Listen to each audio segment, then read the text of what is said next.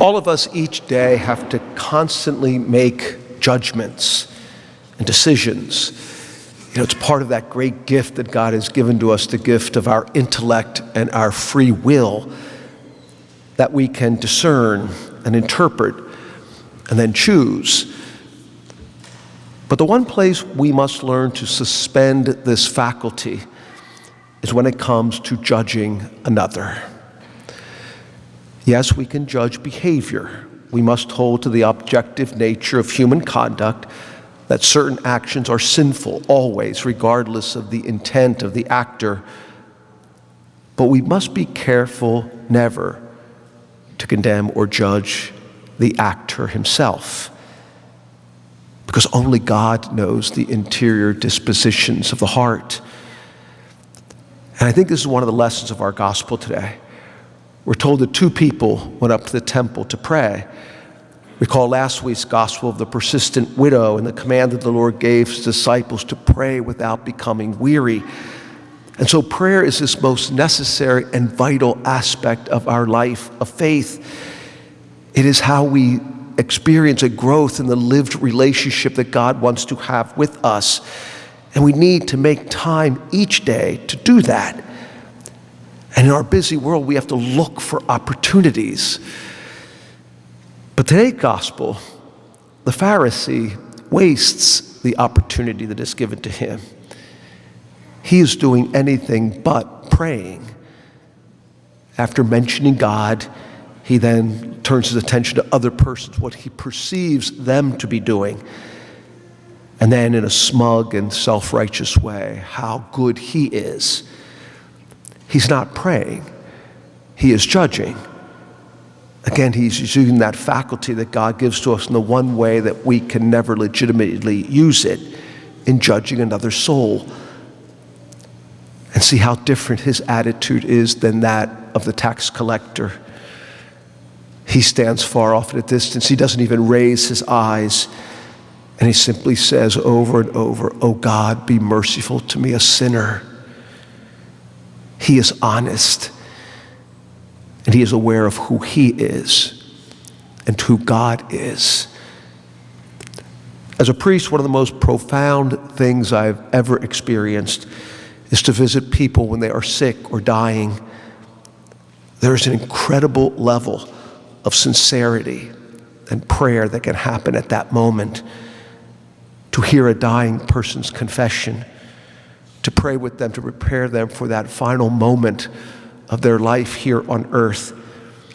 And it's amazing how brutally honest words can be at that time.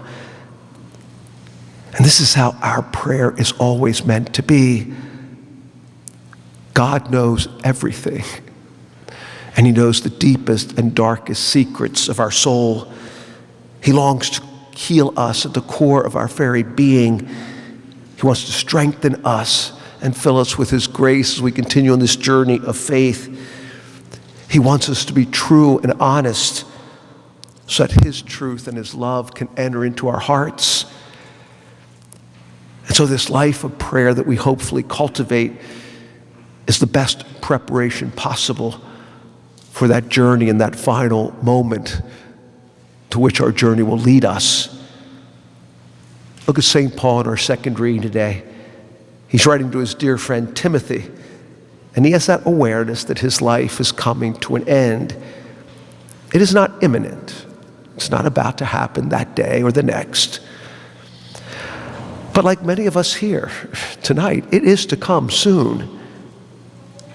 So he writes, "The time of my departure is at hand. I have competed well. I have finished the race. I have kept the faith."